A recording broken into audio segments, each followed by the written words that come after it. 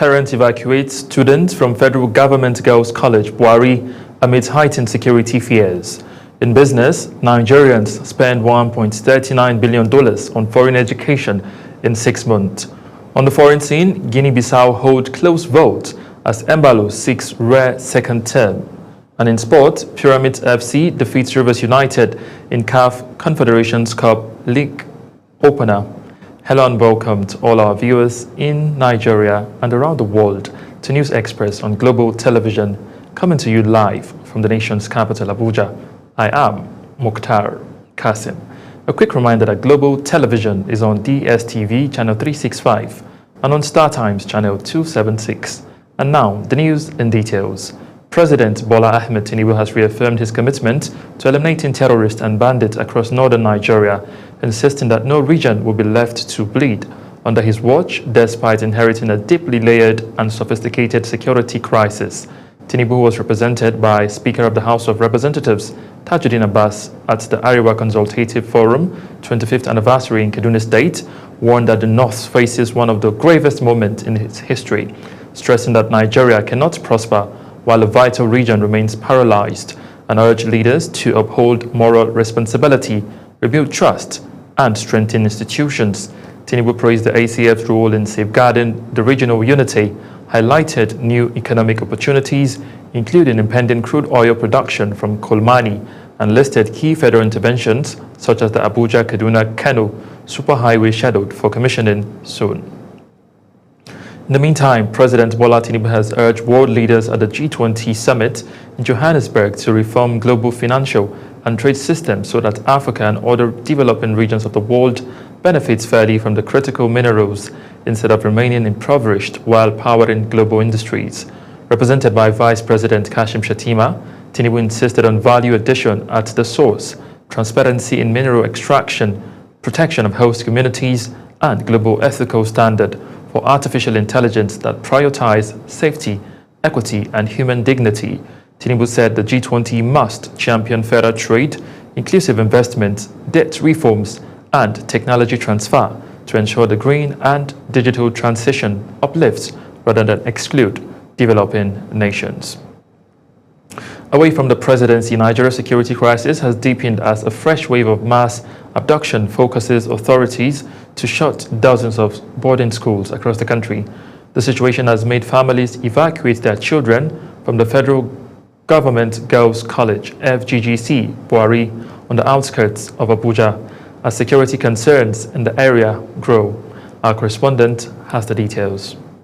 The closures follow the kidnapping of over 315 students and 12 teachers from St. Mary's Catholic Schools in Niger State and 25 girls from a school in Kebbi, attacks that have intensified nationwide fear over students' safety.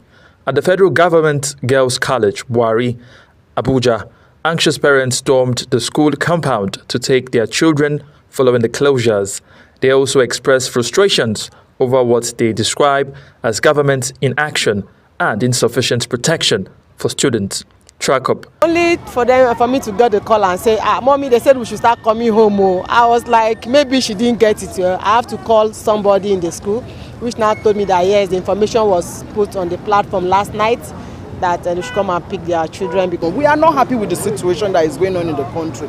We are praying that government should come to our aid, at least to see how they are going to minimize this kidnapping of a teen. It's getting too much. With the situation we are right now, in short, Nigeria don't have a good name, but we pray that God should help us so that we can regain back our good name. Earlier, the National Security Advisor, Nuhu Ribadu, had held high-level security consultations abroad as the government struggles to curb the escalating attacks on schools. Security forces say search operations are ongoing across the forest and border routes, but parents across the country remain desperate for swift action and the safe return of all abducted students. Mukhtar Qasim, reporting for Global Television News. Let's now head to Kebbi State, where the government has ordered the closure of all public and private secondary and tertiary institutions, except the College of Nursing Science and Midwifery. This is contained in a statement jointly issued by the Commissioners for Higher Education, Isa Abubakar Tunga, and Commissioner for Basic and Secondary Education, Dr. Halima Bande, in Birnin Kebbi. The order followed an early morning raid on the Government Girls Comprehensive Secondary School in Maga, where bandits killed a staff member and abducted 25 students, according to a police statement detailing how the attackers scaled the fence before security arrived.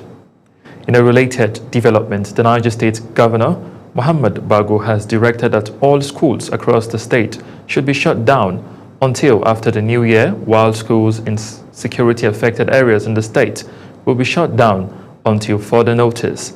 The governor stated this while fielding questions from newsmen in Minna after a security and stakeholders meeting at the government house over the current security situation in the state. According to the governor, they include private and public schools, Islamic and missionary schools, federal government colleges, and some tertiary institutions like schools of nursing and midwifery. And now to Benue State, where Nobel laureate Wole Soyinka has strongly criticized United States President Donald Trump's latest comment on Nigeria, describing them as misleading and dangerously insensitive. He warned that Trump's remarks not only distort the nation's security challenges, but also risk deepening religious tension. Global Television's Benue State correspondent Felicity Ndere reports that Soyinka made the remarks during a courtesy visit to Governor Hyacinth Alia at the government house in Makurdi. According to Wole Soyinka, Trump's labeling of Nigeria as a country of particular concern and his threat of possible military intervention over alleged persecution of Christians failed to reflect the complex realities of Nigerians' insecurity. He said the conflicts in many parts of the country are rooted in criminality, land disputes, governance failures, and socio-economic pressures, not targeted religious persecution, as Trump suggested. I have some difficulties. I will not accept aid from a madman. That's all I'm doing. And my definition of a madman, or woman for that matter, is one who, when he or she says, I'm helping you, is actually complicating. In response, Governor Hyacinth Alia dismissed the allegations as inaccurate and harmful. He emphasized that victims of insecurity cut across Christians, Muslims, and traditional worshippers, stressing that violence in Nigeria does not discriminate by religion. Governor Alia maintained that what the country needs is international support grounded in facts, not comment, that could escalate diversion or misrepresent experiences of its citizens. So I never denied that my people were killed. I still remain very firm that we have bandits, we have terrorists who come fully organized and destroy people, maim, kill. And the last time we had checked, as I have been consistently again, as I have been religiously stating. The meeting ended with a joint call for responsible global engagement and a deeper understanding of Nigeria's security situation. Both leaders affirmed that the nation's challenges required informed solutions, not oversimplified narratives. Meantime, the Benue State is charting a bold new course into the digital age. Since assuming office, Governor Hyacinth Alia has placed technology at the heart of governance. In this special report, we trace the journey and spotlight its latest milestones with our Benue State correspondent, Felicity Ndere. It began with the launch of the Benue Digital Infrastructure Company, designed to deliver affordable, high-speed internet across the state. It's a vision bridging the digital divide and empowering a smarter economy. Since then, broadband rollouts, partnerships with tech firms, and the creation of Innovations Hub have laid the foundation for digital growth. We are fostering a future-ready civil service that can adapt to the demands of the rapidly evolving world. And this training initiative is a commitment to strengthening our public sector, making governance more accessible and effective for the people of Benue State. A lot is being dependent on it now in terms of early warning detection, in terms of surveillance, how to fuse in certain operations that probably might not be ordinarily something that will be in the public. A major focus has been skills development. Thousands of young people have enrolled in coding, digital entrepreneurships, and innovation boot camps. Not just bringing this training by giving us the training and giving us certificate, but that there are a lot of opportunities from international companies. My goal with this program is to ensure that companies are sure that their data, their information in their company is safe. 102 pioneer students graduated from the BDIC Summer Tech Training and were inducted as the digital ambassadors, as government also launched the One Student, One Skill, One Computer initiative with personal tablets for each student. Our government has made remarkable progress in digital infrastructure. We have, among other things, successfully deployed fiber optic connectivity across 18 ministries, departments, and agencies. By equipping these kids with digital tools and skills at this age, we are building a foundation for a digital tomorrow. And then we are expecting to scale this to 23 local governments in the next session. With these steps, Benue is positioning itself as a hub for digital innovation, shaping a new generation of tech survey entrepreneurs and unlocking opportunities for growth. Felix Itendere, reporting for Global TV News, Makudi. Now to Abuja, Nigeria's capital city, which is often known for its politics, its power plays, and its polished daytime calm. But when the sun goes down, a very different side of the city emerges, one full of colors, sound, energy, and a thriving culture of food, music, and late-night adventures. Our correspondent, Sadia Yakubu, takes a look into the heart of the Federal Capital Territory to explore the unique sights and sounds of Abuja after dark.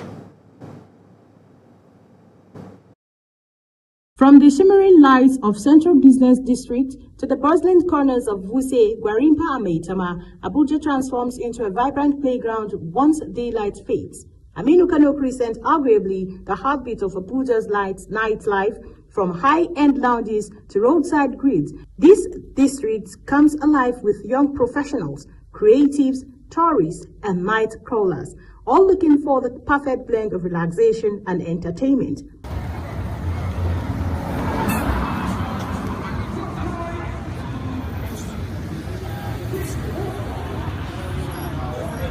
People come here from 7 p.m. all the way to 2 or 3 in the morning. Some just want food, some want a conversation. Nighttime is their peak period.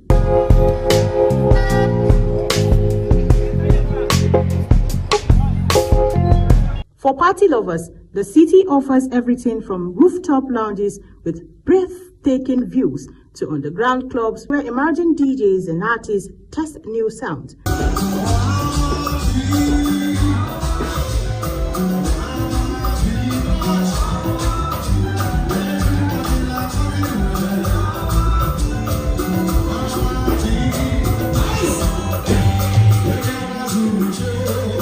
Abuja nightlife is chilled but fun. You meet people from everywhere, diplomats, students, entrepreneurs. The vibe is different every night. While nightlife continues to boom, many residents say reliable late-night transportation and better lighting in some areas could make the experience even faster, safer, and more accessible.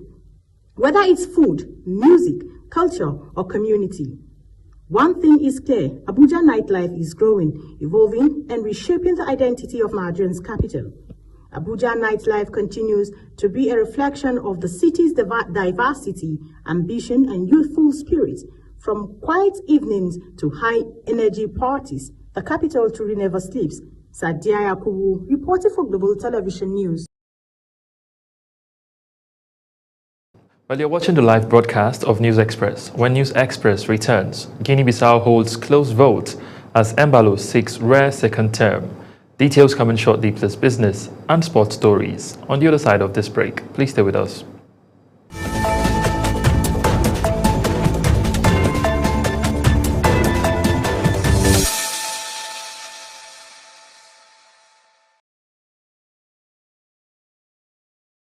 From that break, and now to business news, where Nigeria spent 1.30 $9 billion on foreign education in the first half of 2025, the highest in 5 years.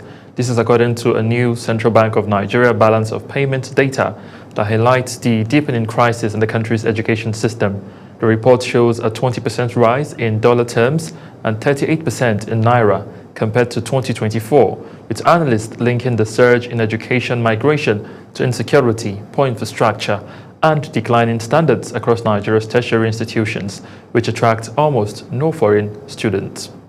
Still talking business, with the federal government set to introduce a new tax framework in 2026, the debate on Nigeria's economic direction has intensified as citizens express sharp, conflicting views over what the reforms will mean for their daily lives.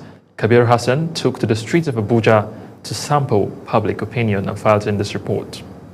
The proposed 2026 tax policy aims to make tax payment compulsory for every eligible Nigerian, as government pushes for wider compliance to boost national revenue. But on the streets of Abuja, the nation's capital, concerns are mounting. Many residents are uncertain whether the new measures will ease the pressure on the economy or compound hardship already facing millions. Tax reform bill, it can never be impactful to Nigerians. And the issue of tax is a very good thing.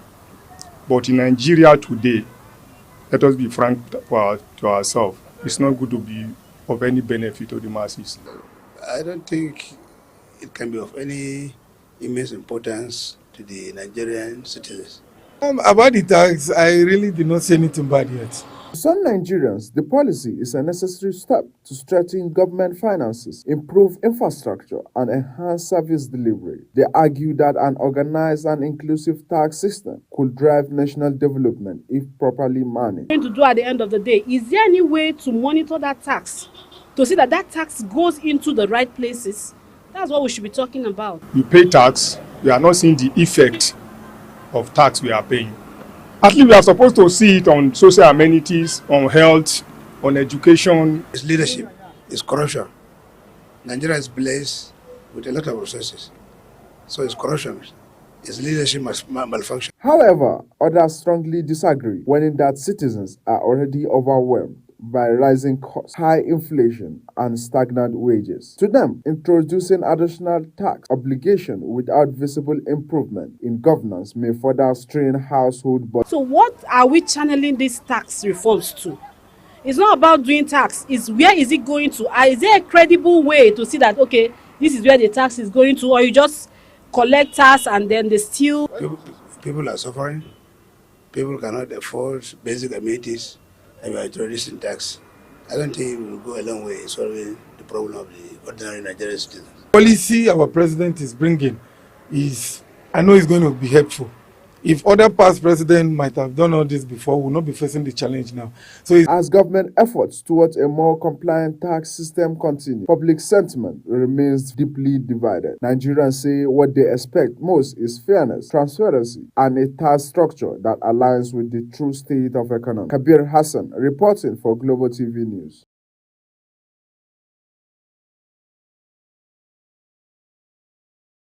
And now to news making rounds on the foreign scene. Guinea-Bissau heads to the polls in a pivotal election that many think will bring stability to a nation long plagued by political crisis. Voters are choosing a new president and parliament with security, poverty, and governance at the center. Polling stations of a national opened concern. earlier. Our correspondent Mukhtar Qasim has the details. Polling stations opened early as more than 860,000 registered voters made their way to cast ballots in a country that has experienced 4 coups and several attempts since independence in 1974. The election comes with the main opposition party, African Party for the Independence of Guinea and Cape Verde, popularly called PAIGC, notably missing from the ballots after being barred by a Supreme Court ruling, an absence critics say undermines the credibility of the process. The day's scenes show long queues, tight security provided by the national forces and the ECOWAS stabilization force, and a population hoping for change amid worsening economic hardship. Nearly 40% of citizens live in extreme poverty, and Guinea-Bissau remains a key transit point for international drug trafficking, issues many voters say they want the next government to confront. Incumbent President Umaru Sissoco Embalo is favored to win and could become the first leader to secure consecutive terms since multi-party politics began in the country. His main challenger, Fernando Diaz, runs with the backing of the PAIGC despite the party's expulsion.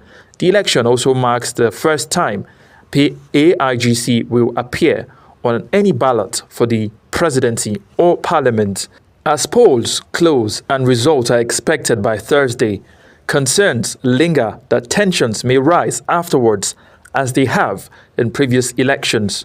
With border and airspace closed for the day, the country watches closely, hoping these polls will lead to a more stable future. Mukhtar Kassim, reporting for Global Television News.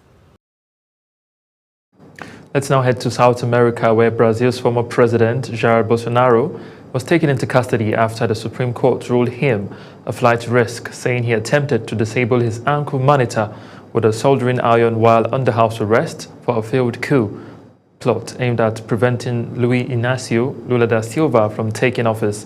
Justice Alexandra de Moraes said Bolsonaro's action, combined with a rally organized by his son and the proximity of his residence to the United States Embassy, indicated a coordinated plan to flee, prompting preventive detention as his final appeal continues. Bolsonaro admitted to damaging the device out of curiosity, while allies called the situation a political witch hunt, and the court gave him and his lawyers 24 hours to explain the incident. And now to Asia, where flooding in south-central Vietnam has killed at least 90 people and left 12 missing after relentless rain triggered landslides, destroyed bridges, and inundated cities including Nha Trang and areas around the Dak Tat region. More than 60 deaths occurred in the Dak Lak province, where thousands of homes were submerged. Over 3.2 million livestock were lost. Roads and rail lines remain blocked, and 129,000 customers were still without electricity after earlier blackout affected over 1 million people. The government deployed helicopters and tens of thousands of personnel for rescue operations, with economic losses estimated at $343 million, as authorities warn that climate-driven extreme weather is worsening nationwide. And now to sports, where Rivers United suffered a heavy 3-0 defeat to defending champions Pyramid FC in their CAF Champions League group stage opener, despite holding the Egyptians to a disciplined first half at the 30th June Stadium in Cairo. Egyptian striker Ahmed Atif El Sayed produced a stunning second-half hat-trick, scoring in the 52nd, the 57th and 72nd minute as Rivers United defensive structure collapsed after the break. The result leaves the Nigerian side with early works to do in a competitive Group B featuring RS Bakan and Power Dynamos, while Pyramids reinforced their status as continental favourites. Still talking sports, Harvey Barnes scored twice to lead Newcastle United to a spirited victory against Manchester City in a thrilling Premier League encounter at the St James's Park. Barnes opened the scoring before City levelled through a Ruben Dias effort deflected off Fabian Schär, but the winger restored Newcastle's lead after Bruno Guimaraes headed crashed off the bar. The win capped a resilient display from Newcastle, who weathered City's pressure and capitalised clinically on their chances. Away from football to boxing, where Anthony Joshua has vowed to break Jake Paul when they meet in the blockbuster December 19 heavyweight fight in Miami, warning that he intends to dominate the YouTuber turned boxer despite the unusual weight cap of 245 pounds imposed on him. Paul remained defiant at their first face-off, insisting he can avoid Joshua's power for 8 rounds and declaring he is ready to die in the ring to win, while calling Joshua one of the best heavyweights ever. Joshua, preparing under the team that trains champion Alexander Usyk, aims to rebound from his knockout loss to Daniel Dubois, while Paul hopes to rely on speed, movement and discipline in the high-profile Netflix streamed bout. As Global TV News Express comes to an end, here is a recap of our top stories. Earlier in the news, we brought to you that families have evacuated their children from the Federal Government Girls College, Buari, on the outskirts of Abuja as security concerns in the area grow. In business, Nigeria spent $1.39 billion on foreign education in the first half of 2025, the highest in 5 years, according to a new CBN data. And on the foreign scene, we brought to you that Guinea-Bissau election takes place with the president favored to be re-elected. And in the world of sports, you heard that Rivers United suffer a heavy 3-0 defeat to defending champions Pyramids FC in their CAF Champions League group stage opener. And that's it on News Express. A quick reminder that Global Television is on DSTV channel 365 and on StarTimes channel 276. Kindly follow us across all social media platforms now showing on your screen using our Global TV NG. I am Mukhtar Kasim, saying a very big thank you for watching.